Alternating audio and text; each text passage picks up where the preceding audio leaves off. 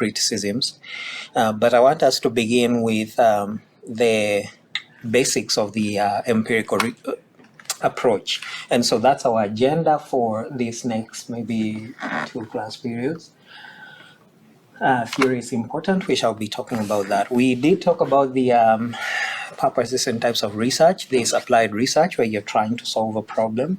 And there's the pure theoretical research where you're just trying to know stuff. For example, knowing that the Supreme Court tilts conservative will not stop you from either bringing a court case or bringing one, even though you might be more inclined if it's, for example, an environmental issue more than other. Yeah. So we also talked about science being one of many approaches to knowing. So it's not the only path to knowledge. Some people can play the lottery and win every time, and some people have strategies to do that. Some people believe their lucky number is the number to try. So science cannot tell us everything. There's knowledge that, so if you think of something like midwives, we can't really say that was science. That is more like experience. But if you think about, so this is a random issue. So the Japanese recently landed a lunar lander on the moon, except it's upside down. And so that is not ideal. Even though they landed it within 150 meters of where they intended to, it's upside down. So if you actually look at a picture, you know how the moon landing, the thing was like, the feet are down. This one, the feet are up. And it's taking pictures, but it really can't move. So, so there are things like how solar panels will deploy and so on when you're on the moon. That is science. That is not something you can know by intuition and be like, yeah, I feel like if they are facing downwards, it might work. So there's many ways of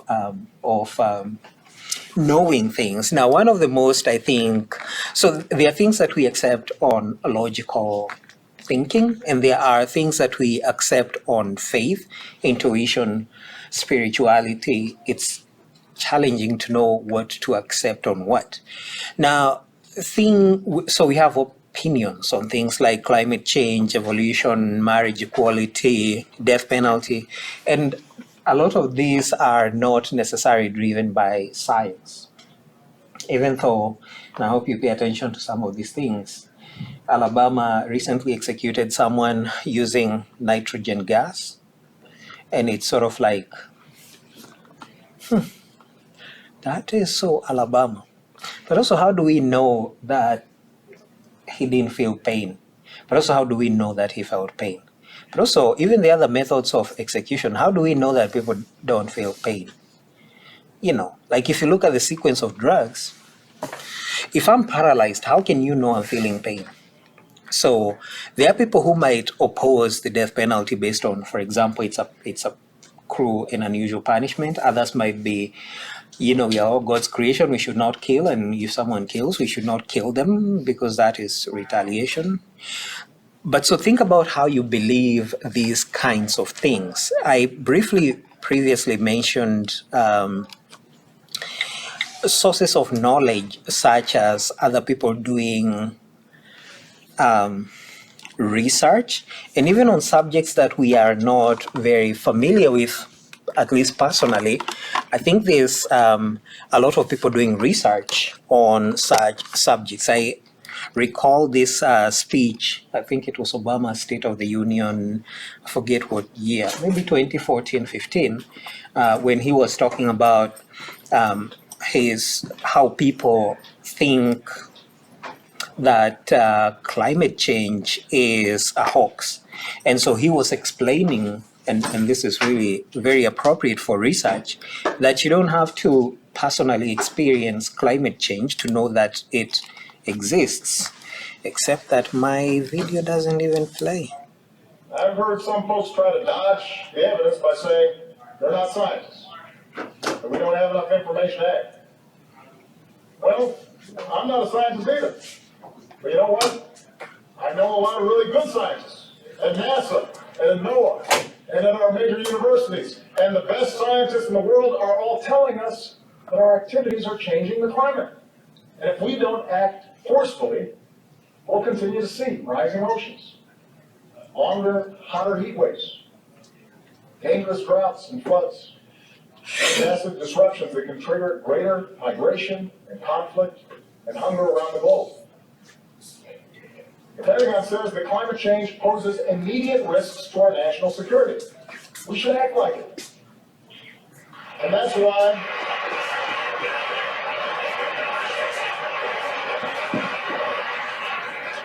over the past 6 years, we've done more than ever to combat climate change from. So even if you have a different opinion on climate change, it is actually the case that the past 6 years have been the hottest on the planet. Last year was the hottest. So sometimes we may default to that position of if it walks like a duck and quacks like a duck, it probably is a duck. And so you don't have to necessarily experience things or know them yourself to know that those things are good knowledge. We talked about electoral advertising and some of what impacts they have on voting. So this is partly why I am. But now we arrive at the question of the scientific method. The scientific method, unlike our intuition, like I feel bad just going down this dark alley or walking into a haunted house. Why do people do that? Like if a house is dark, I am not going in. Nah. A dark house? Like that is on the edge of the... Like an amusement park. I'm not just going somewhere. I don't know. It's I want to see everything around me and everyone around. But so, we don't have to experience these things ourselves. Now, science requires objective, systematic observation. However, even something like I mentioned, like if I asked what your family income is, that is scientific observation in the context of observation. And so that doesn't necessarily mean that that information is accurate. We should use verifiable results to construct theories. So for example, we have briefly mentioned the Napoleon complex that particularly men who are not very tall might have anger compensation issues. And so if we continue to observe that time and again, then we can actually come to that conclusion. And then we can predict that every other not so tall human that is male that we see will probably have those tendencies. Now, that is not the only explanation for that particular phenomenon. It could be that some people are just angry and there's nothing you can do. That's just who they are. So even the scientific method is not infallible. Now, we talked about the attributes of knowing. So for example, we know that HIV causes AIDS. Do we know this? We know that HIV causes AIDS. Do we know? Can we say we know that? You look like you don't know. Yeah, that's true. We can say that, right? We can say that's, yeah. It causes AIDS. Water boils at 212 degrees Fahrenheit. We know this, right? What you say is depending on where you are. Depending on your altitude. Yeah. So we know, but there's a contingent condition. Liberals are weaker on national defense than conservatives. That's an opinion, right? Is it? I mean, It's true, but it's not like you can prove it. I mean, you can prove it. So, yeah. So you can show maybe the tendency of liberals to be, but what is weaker? So unless it's a good definition, but so if you say weaker is asking that instead of spending $1 trillion fighting Arabs, that you give that money to people here, does that mean you're weaker or you're stronger? Depends on your outlook. So it depends. That is not empirically observable. So that is a troubling statement. Democracy is better than dictatorship. Yeah. What do you mean by, you said empirically objective, right? Yeah. What do you mean by that? So is there evidence that an independent observer can adduce to show that liberals are weaker? But here's a challenge, and we'll talk about normative research. Weaker is normative. It's almost like a preference. It's norm. It's like if someone likes chili and someone else likes burgers. Like there is no. It's not that one is more than the other. It's just different. Now, democracy is better than dictatorship. Do we know this? I'm in a dictatorship, so. Hmm? I mean, technically, I've never been in a dictatorship. Yes, we know this. We know this. Well, just from outsiders looking in, we can assume that. I think it depends on the nation. Wasn't Cuba thriving at one point Under a dictatorship? under Castro? It still is a communist nation, Yeah. and communism is generally more authoritarian. What type of money Cuba got? So like, if Cuba's in a better economic state than us, What is a better economic state? I mean, like $1 trillion of debt. So like, not But America is like running the foreign policy of the world. We can afford to have that much debt. Yeah, but does that mean that America is better off? No. So, for example, Cubans have, you have a guaranteed salary income. You also have guaranteed health care that is free. I'm saying. So like, it's Cuba. Okay, Cuba's very bad because like they gotta fear for. I mean, I gotta fear for my life every day too. So. Not like Cuba. Not like Cuba. But I'm saying like, let's say if I'm driving and I get pulled over and that cop is having a bad day, I could die. So there's those kinds of questions, and this is a democracy. So in theory, if you can still sort of die because someone is having a bad day, is that Is that better than just like a dictator? Just yeah. Now, so in theory we can say democracy is better than dictatorship, right? Depends on the democracy. Canada is better than North Korea. Yes. Is it? Yes. It depends on how you're looking at it, or what you categorize as being better or worse. Don't they have to? freedom. Cuba and Well, North Korea. We Yeah, are, but it depends on what you're looking at as well. don't they have to put a picture of Kim Jong Un in their dining room, like everyone? Don't you have to put a picture of the president in I don't. businesses? Never. I did not. Oh, yes, you do. I did not see the president. Oh yeah, I go. Like maybe in government offices. My mama had Obama up for a couple of years, and then she took him down. But then I don't got like a picture of Biden. So here's the challenge. Here's the problem. Better is a subjective assessment. There is no universal measure for better than or worse than.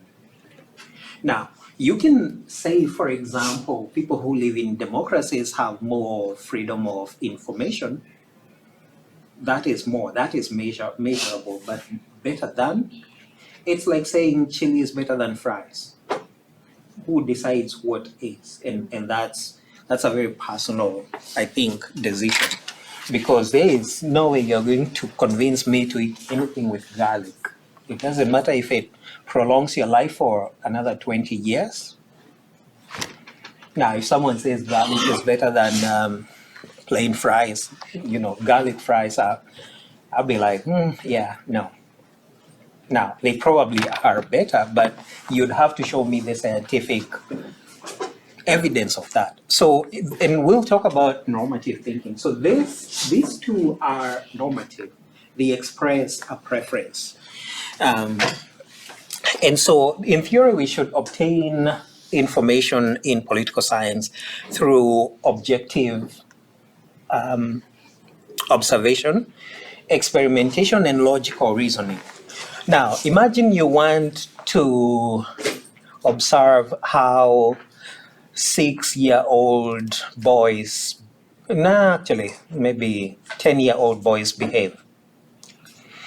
A good idea would be to walk into an elementary school and just observe, right? So what would be the issue with that? You walked into a classroom, there's 10-year-old boys, you sit in the back and observe them. They're not behaving like how they normally would because they're in the classroom setting. So you're not observing them like They usually would be, so not in their natural life? You're observing them, and they know that they're being observed, so that they're more cognizant of their behavior. Yes, so you have basically polluted the experimental environment. I think you are saying two things, the way I thought about it. Like they're not gonna behave the right way that's basically essentially what I was saying. They're not gonna behave in their environment when they know they're being observed. You know what I mean? Like they're not in the normal setting, like a playground where they don't know nobody's watching them and they just playing and being observed from. Okay, so if you wanted to observe 10-year-old boys in a classroom, what would you do? How would you go about that? I would put a camera up that they're not aware of, because if I'm in there, I'm disrupting the experience. So put a camera in there that they're not aware of. So when we talk about experimentation, and I do not want you to go experimenting on human subjects without what's called Institutional Review Board, IRB. So imagine, for example, you want to ask, and I probably raised a topic that was similar to that. Let's say you want to ask freshmen about their relationship experiences when they came to Norfolk State. Now, imagine there was someone who had a terrible experience, and you go and start asking them, were you dumped? Were you, this and that? And you could be re-traumatizing someone, right? And you're not offering them an opportunity to address that kind of trauma. So when we're talking about experimentation, we have to be very careful that we are not, everyone is familiar with the Tuskegee syphilis experiment. Is everyone familiar with the Stanford prison experiment? No. So Stanford Math Corner, they created this make-believe prison. And so, and these were just volunteers, but they divided people into the security guards, they had prisoners, and you actually begin to see the security guards behaving like prison security guards. Like they even wanted to whip people. And then the inmates begin to behave like inmates, even though they were told it's an experiment. And then they would be given privileges and those kinds of things. It was very traumatic. I encourage you to read up on the Stanford prison experiment. And so when we talk about those kinds of things, like when you're doing observation, make sure that you're not polluting the environment you're observing. Make sure that you're not experimenting on human subjects in a way that can be harmful to them. But so these are ways in which in political science and social science we come to conclusions about phenomena. But in terms of the attributes of good of the scientific method, so if it doesn't meet these criteria, then it's not the scientific method. It's intuition, it is shamanism, it's something else. And so these are the 9 characteristics, and we'll talk about them briefly and then in depth.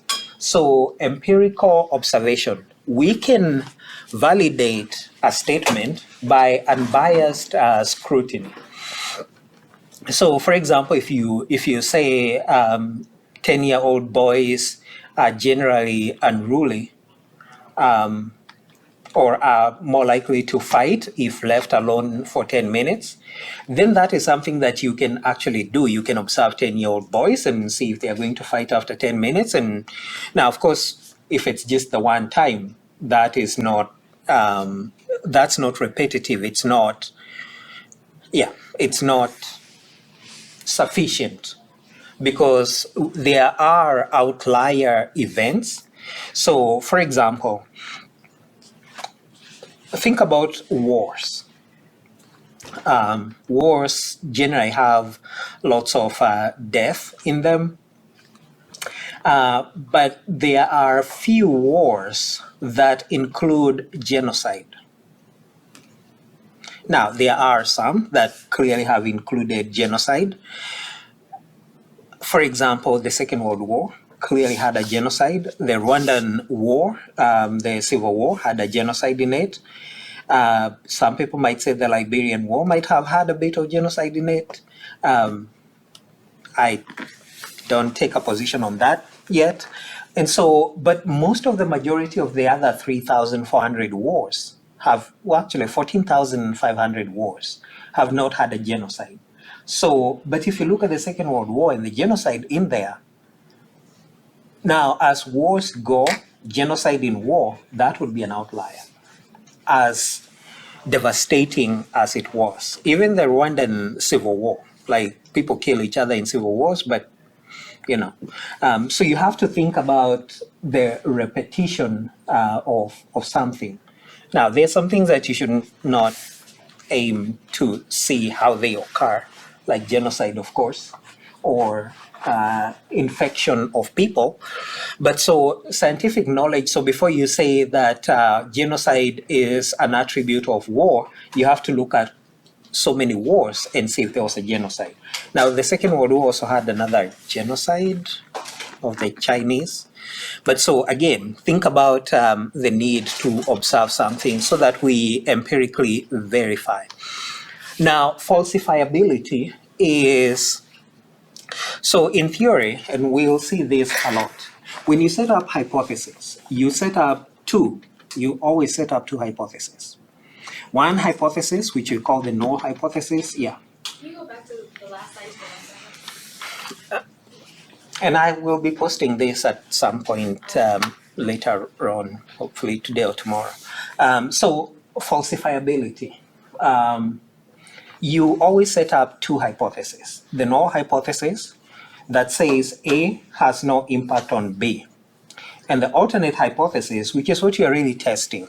So, for example, if you are trying to figure out how 10-year-old boys behave when they are left alone for 10 minutes, your null hypothesis would say 10-year-old boys behave normally. Now, normally, I would expect is that they don't fight when left alone for 10 minutes. Your alternate hypothesis would say something like 10-year-old boys will generally start a fight when left alone for 10 minutes. And then you can observe a bunch of 10-year-old boys repeatedly. Not just the same boys, because it might be in the water. But so you want to see if this is a generalization that can be made. So what we are saying with statements and hypotheses and being falsified is that we can reject the hypothesis if contravening evidence is found.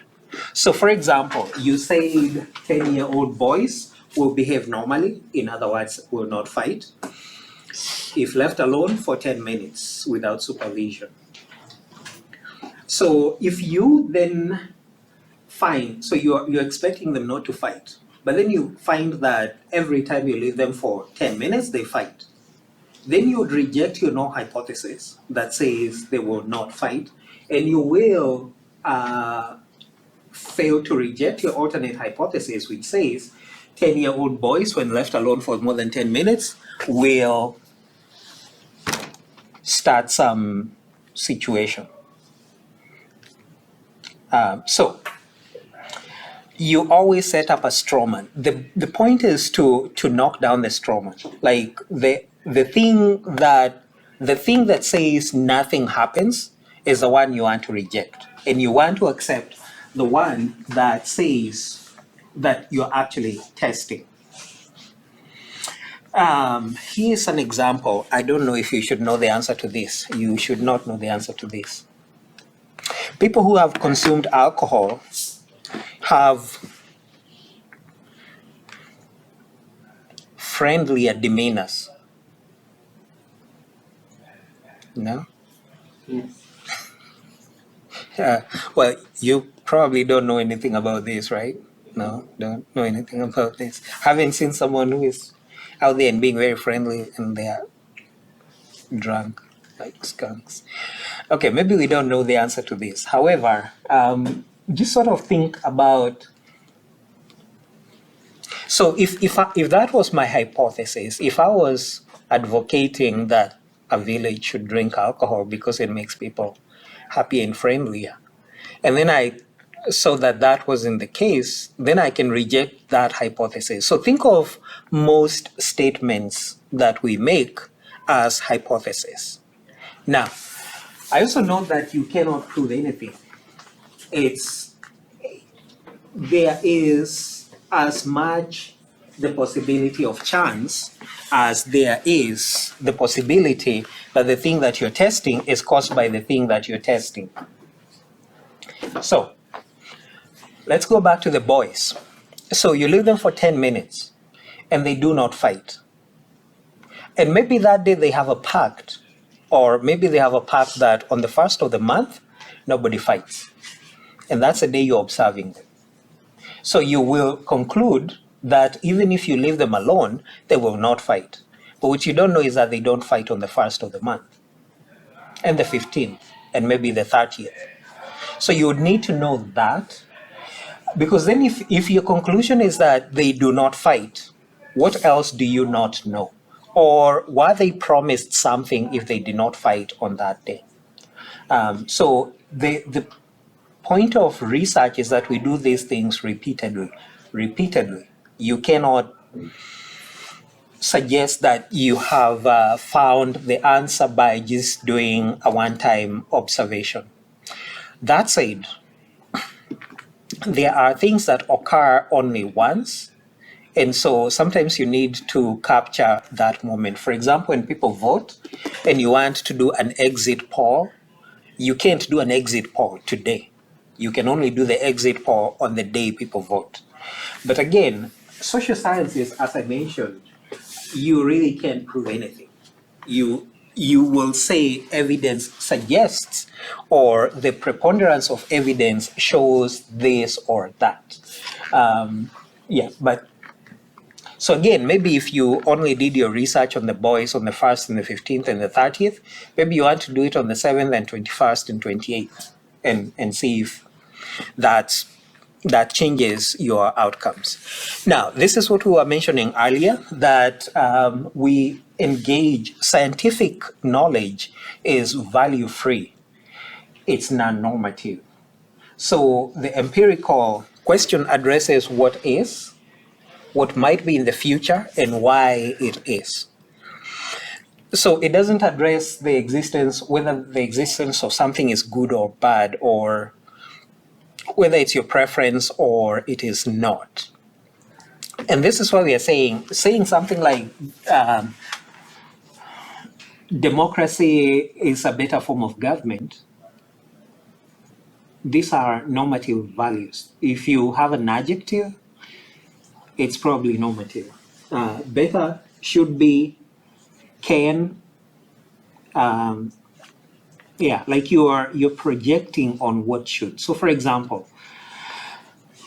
the US should have spent the $1 trillion on ending homelessness and providing, maybe house maybe credits to purchase houses. Absolutely, it should have, but that's my opinion. Someone else might say, well, it should have maybe done more for climate change. Someone else might say, yeah, it should probably have bought more missiles and eliminated some other country. So we will differ in what we value, but empirical research addresses what is, what might be, and why. So if you're finding yourself saying the US should, or it would have been better if Roe v. Wade had not been overturned, that is normative research. Now, as human beings, we agree it probably would have been better if Roe v. Wade was not overturned, and if the US had spent that money on, eliminating college debt. But that isn't, the people who didn't go to college or who didn't incur debt have a different opinion on that. So again, think about the being value free. We are not engaged in whether something is good or bad, whether it should be or should not be. Now, having said this, and having also asked that you consider what you'll be doing research on in future, you begin to think about topics. I hope you are thinking about them. I hope you have thought about them. I hope you have topics. Now, for example, the death penalty is a contentious issue. Now, if you wanted to do research on the death penalty, don't do research on whether it should be abolished. Most Europeans would probably say yes. Most Californians would probably say yes. Yeah, but what might be helpful is to show why abolishing the death penalty is a good thing, or improves the justice system. So, for example, you can look at the Innocence Project, how many people have been exonerated, how many convictions have been tossed out. I hope you've seen this story about this Norfolk police officer who fudged convictions or evidence or something. And now it's a question of if they have to throw out a whole bunch of, he was dirty. And so if he arrested you and charged you with murder and you were convicted, but also things like the death penalty not being reversible. So those would be reasons why, for example, revisiting the death penalty may lead to greater justice. But then there's the other arguments of retribution and eye for an eye and all those kinds of things. But so it's the point, you shouldn't be arguing that it is better for the death penalty to be abolished. There's all kinds of arguments against it, including, for example, the fact that it costs about $3 million to put someone to death, and it costs about $40,000 to house someone. So even if they lived for the government, no, the state, the people, the so people. they dead family gotta pay for them to die. I mean, their family gotta pay for them to die. If you pay taxes, you do. If your state has, all of us paying for it. No, it's. But as a citizen, do I want to pay for the state to kill someone? So that. But also, if it's going to cost $3 million to kill someone in 20-something years, and incarcerating them costs about $40,000 a year, how long are they going to live? If they live 100 years, that would be $4 million. And, probably they won't. So is it actually cheaper to incarcerate someone than to kill them? Mathematically, probably. We don't know if that's a no. So if you're making arguments for something or against something, But you see, the economics argument is not the only argument, right? These other moral and justice arguments. And I believe Calvin actually got like the fire squad. The bullets, Yeah. they don't cost that much. I'm saying, like, you can get a fine. But that's like, Is that cruel and unusual punishment? then you shoot up a church. Hmm? Then you shoot up a church. We still, the Constitution is a Constitution. We gotta revise it. You can't just shoot up a church. I will express no position on that. But so if you are making arguments against the death, or if you are studying the death penalty, let me just leave it there. But these moral, economic, political, religious arguments to it. But what we want to avoid is normative arguments, even though we might say it is not really acceptable to kill people. Now, so when we think about empirical, it's something we can verify. When we think about normative, is we talk about what should be, what is better, what is worse, and there are often combination of those, but also rhetorical. And I'm sure you've heard people ask sort of rhetorical questions. Now, as a researcher, you have to also understand that your values and interests are subjective. And so this is one of the reasons why we assert that in your research, the word I should never appear.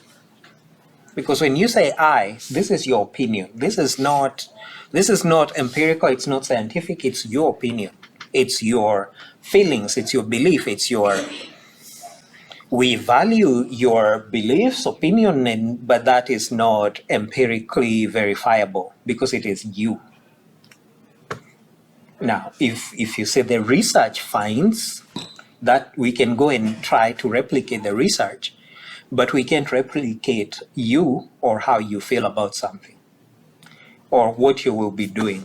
But if you say research will investigate the benefits and the downsides of giving everybody $1 million, then someone else can come with $1 million and give it out and see and do the same research.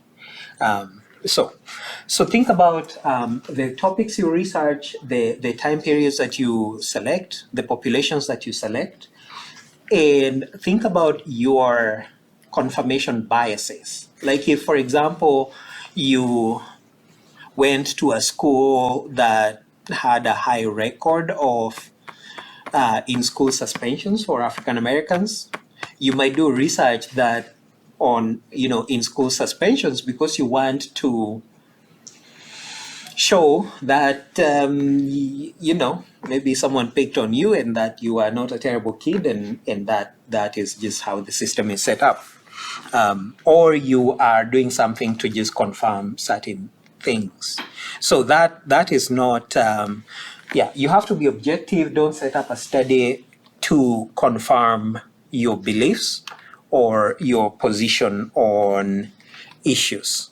So we also talk about research being transmissible. So the methods that we use in making scientific findings must be made explicit. And so in your research, you should always have a section that is called the research design. In other words, how you're studying the subject that you're studying, what did you do to study that particular subject? Who did you ask? What questions did you ask? How many people did you ask? What were the circumstances under which you asked them? So for example, if it was during COVID, did you ask them on Zoom or did you ask them in person? Does asking them on Zoom have an impact on the answers that they give you?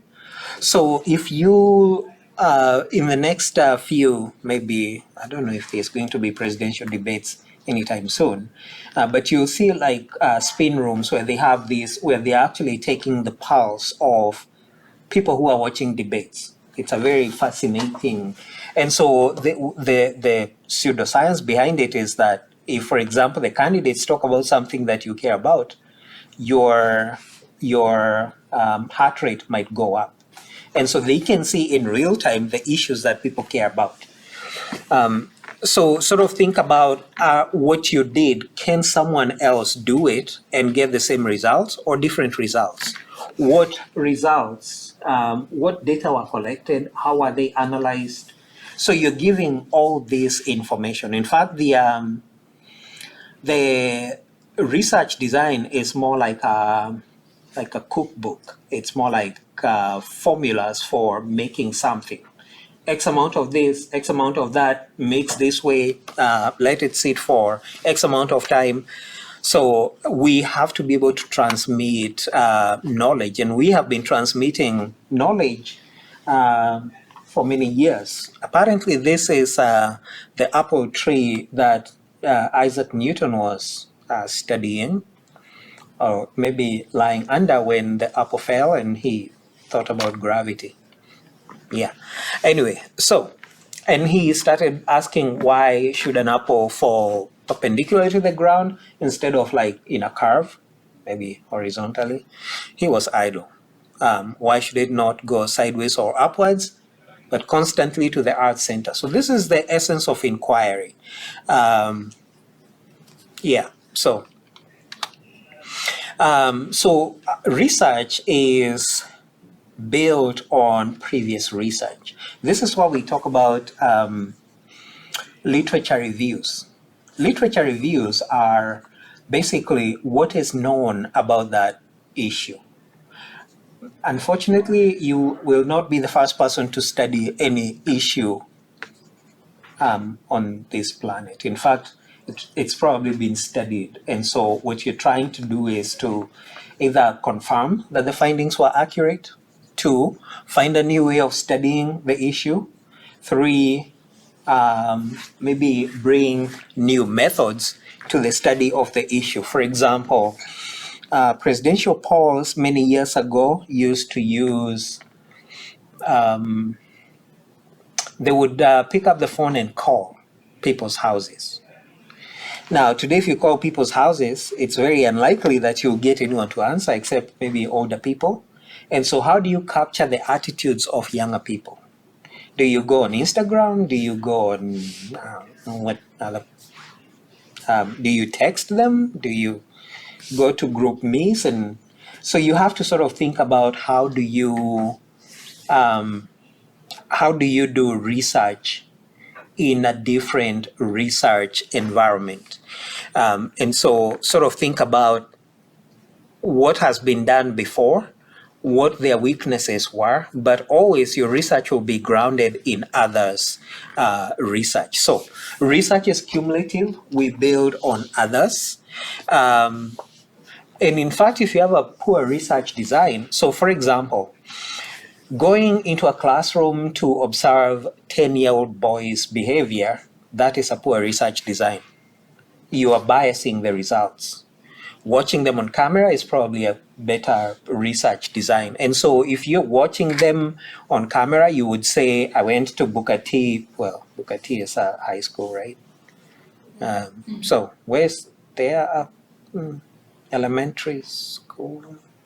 Well, whichever elementary school is near here. So you went there, you went to the 4th grade class, maybe, or to the security office, and you watched the 4th grade class during break from 10 a.m. to 10:10.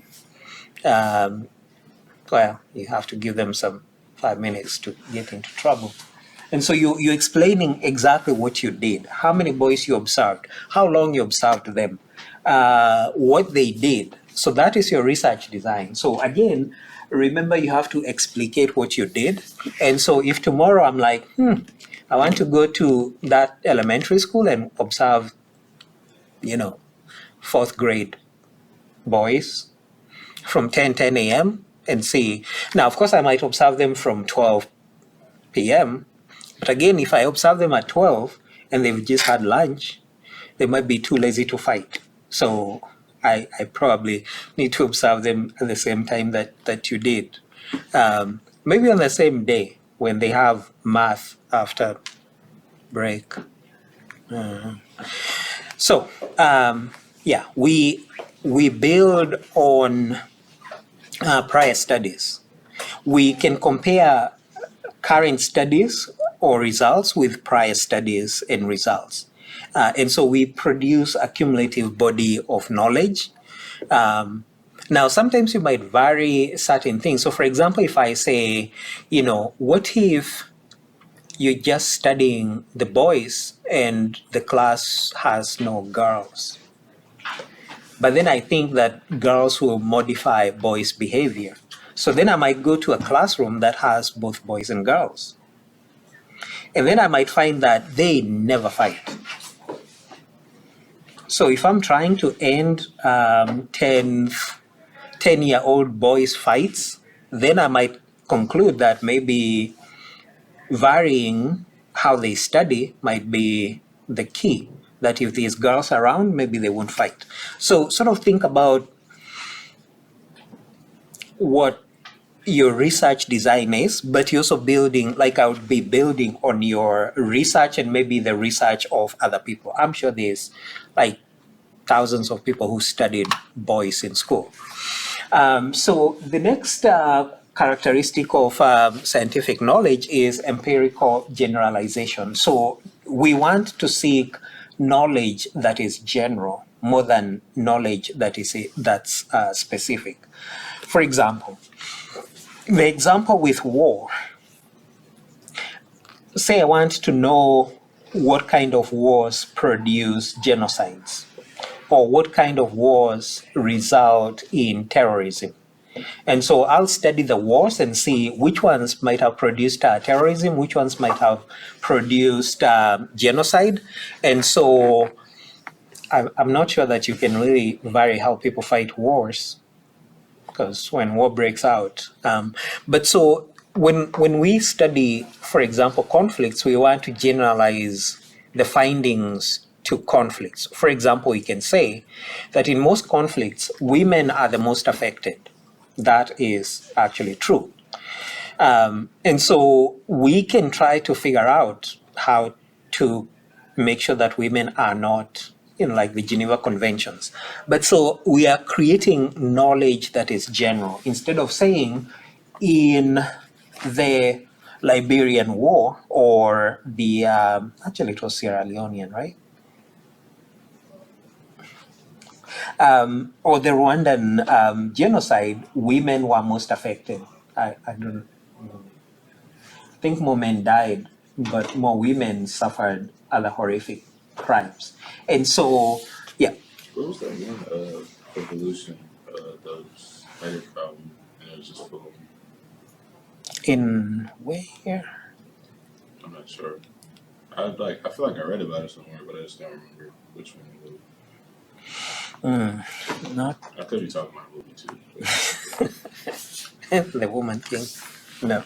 But so, yeah, we think about generalizing knowledge, and that makes us better. So that, for example, if you know that women generally suffer more in wars, then you can get combatants to try and protect women more. And also when there's like specific crimes against, for example, women and children, then you can prosecute those. And hopefully in future, for example, the war in Gaza is said to have killed about its victims, about 60 to 70% of the 25,000 are women and children.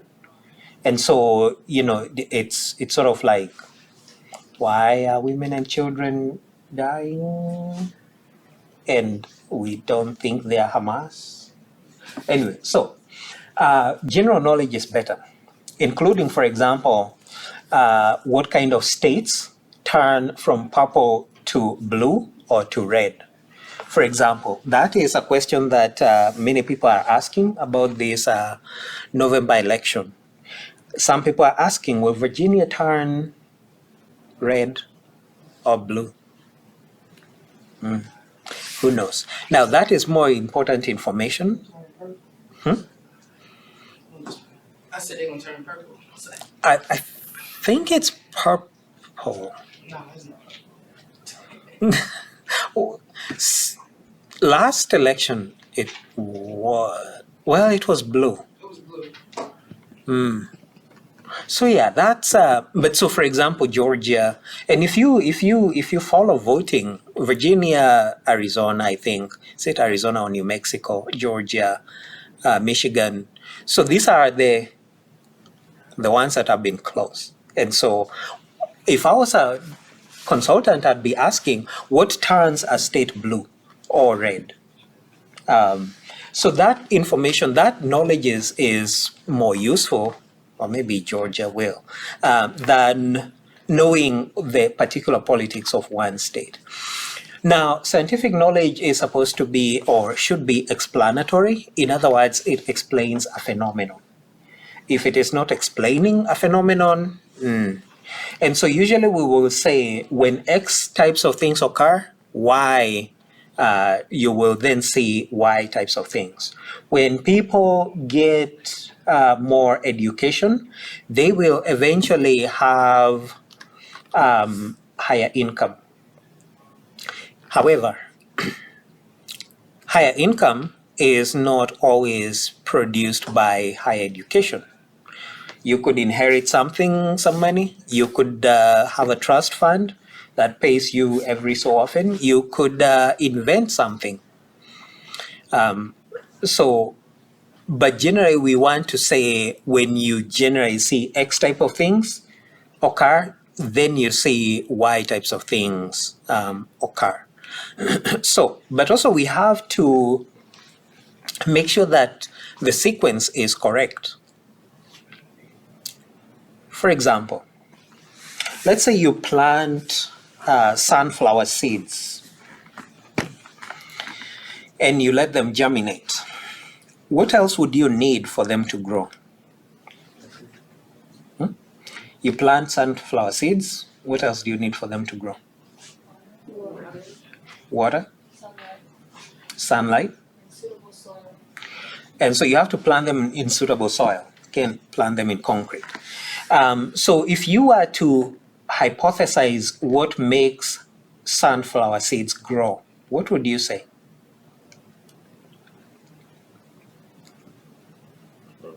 If Various factors. yes, so now I want us to put it in a statement. So sunflower seeds need specific things to grow. Both. If, then. If you plant sunflower seeds in good soil, water them, and expose them to sunlight, they will grow. Make sense? But for example, you cannot say sunlight makes sunflower seeds grow. There is something that is missing from that. Similarly, if you say planting sunflower seeds will make them grow, there's other things that are missing in there. So you have to sort of think about the sequence of things that you're saying are occurring. Now, of course, we don't explain everything. So for example, we don't say if a child is born and then they complete elementary school, middle school, high school, college, and then get a job, they will have higher income. We can cut out some of that because I don't think if you can get to higher education without being born and doing all those other things. So we can say an individual who acquires higher education is likely to have a higher income because we assume that these other things will have happened. Now you can also assume that sunflower seeds will have been planted in suitable soil and say sunlight and water make sunflower seeds grow. So you can cut out some of that explanation in between. But we can derive explanations logically from the statements that you make. Now, the eighth condition is what we call Occam's razor, that entities must not be multiplied unnecessarily. Don't increase the numbers of explanations. In other words, keep it simple. So plurality must not be posited without necessity. So don't tell us, like, if kids eat cereal and play in the afternoons and, have bedtime stories read to them and come from a stable household, they will be politically active. Like, that's a lot. And it doesn't necessarily. But you might say that children whose parents are politically active are likely to become more politically active. Simple, I think. So think about these are some of the characteristics of knowledge. Now I'm going to post these slides later today so you have access to them. Now again, we shall talk about how causality is not correlation is not causality. If you see two things together, it doesn't mean that one causes the other. Two things can go together with no relationship between them. But so what we are interested in research is if one thing occurs, you're likely to see another. And this is what we call probabilistic explanation. You cannot explain everything, but we explain what most probably likely happened or caused. This A most likely probably caused B to occur. So for example, if you ask people why women voted for Trump, you will get very interesting answers, despite the things that he said. And so again, think about social sciences and people not always telling you the things that make them do the things that they do. So we shall pick up from there on